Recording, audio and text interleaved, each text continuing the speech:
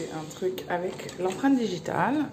Donc on rentre et là, bon, normalement si je voulais un bon feng shui, je devrais plutôt mettre des poissons.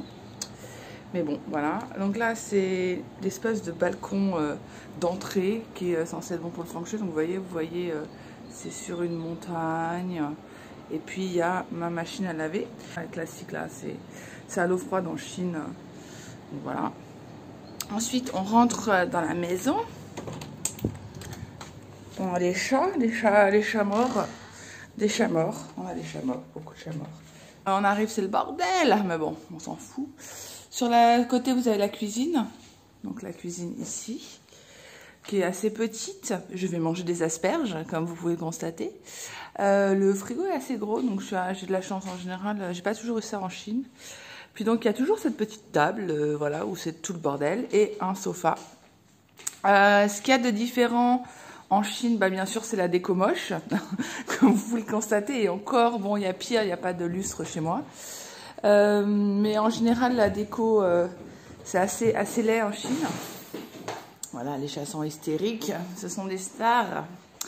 Ce qu'on peut aussi voir, c'est le thermostat. Donc bon, ça c'est parce que c'est un appartement qui est un peu cher. Donc en fait, on peut régler le thermostat, donc que ce soit la clim ou le chauffage. Enfin, le chauffage, c'est pas vraiment le chauffage, c'est du chauffage clim. Donc voilà. Là, vous avez la chambre. La chambre avec le lit dur de l'enfer. Bon, les lits sont vraiment pas confortables en Chine. Enfin, il paraît que c'est bon pour le dos.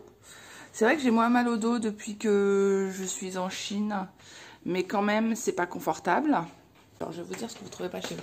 Vous trouvez pas cette machine. Bon, il est cassé, donc il faut que j'en achète un autre. Mais c'est un purificateur d'air, donc c'est pour la pollution. C'est censé nettoyer l'air. Vous ne trouvez pas ce chat? Si vous trouvez ce chat. Donc voilà, c'est un purificateur d'air et c'est quelque chose qui est très utile en Chine parce que la Chine s'est polluée.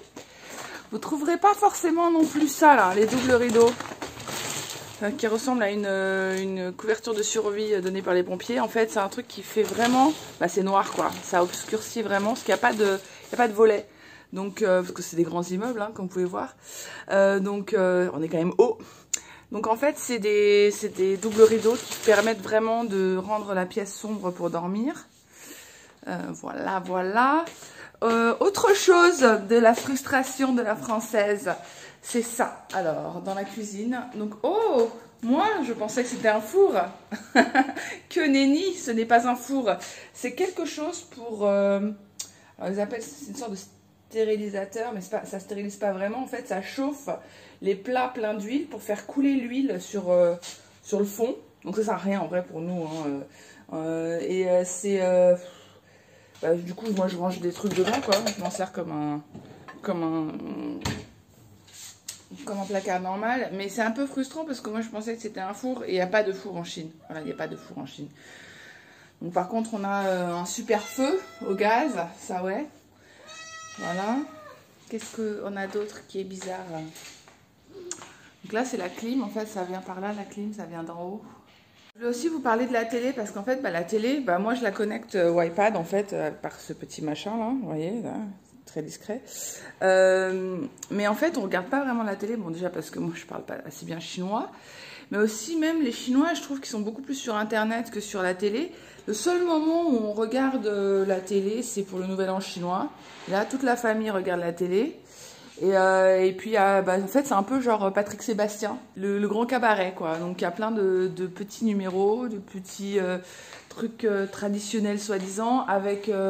plein de trucs malaisants comme des blackface, des trucs... cette année, ce truc a fait un peu scandale. Il y avait une chaîne nue, donc ça veut dire une fille délaissée, une fille qui n'était pas mariée à plus de 28 ans, qui revenait honteuse dans sa famille pour le Nouvel An en disant « Mon Dieu, je ne suis pas encore mariée, honte sur moi !» Et voilà, donc c'est des trucs un peu... C'est un peu des trucs... rétro. Il y avait aussi un truc avec les gens du Xinjiang qui n'avaient pas du tout l'air du Xinjiang, qui étaient bien Han, mais qui faisaient comme s'ils étaient du Xinjiang en chantant des chants Xinjiang. Donc voilà, c'est ça. Ici, vous voyez mes fails Taobao. Donc voilà, c'était des chaussures que je voulais acheter, des bottes de pluie qui sont excessivement moches. Voilà. Ce petit talon de toute beauté, vraiment, j'aime beaucoup. Non, c'est atroce, atroce. Voilà.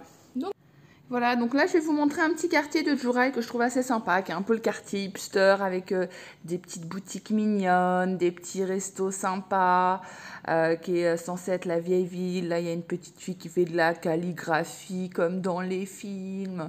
Donc voilà, c'est joli, c'est censé être... Donc il y a aussi des vieilles rues qui sont des vieilles rues qui sont vraiment conservées, qui viennent vraiment, qui datent vraiment d'il y a longtemps. Et puis il y a aussi pas mal d'expos qui sont dans des routongs rénovés. Donc là par exemple c'est dans une vieille maison, mais bon ça a été quand même très rénové, très remis au goût du jour. Il y a pas mal de restos occidentaux aussi, puisque c'est là où les étrangers aiment bien sortir. Là, par exemple, c'est un café où les samedis, souvent, il y a des films qui sont projetés. Il y a un petit peu même de street art, voilà. Donc, c'est vraiment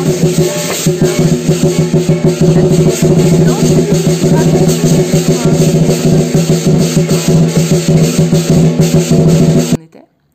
Et puis, je vous mets une petite vue du littoral de Juraï, avec une petite vue sur les plages. Bon, c'est des plages. Voilà, bisous.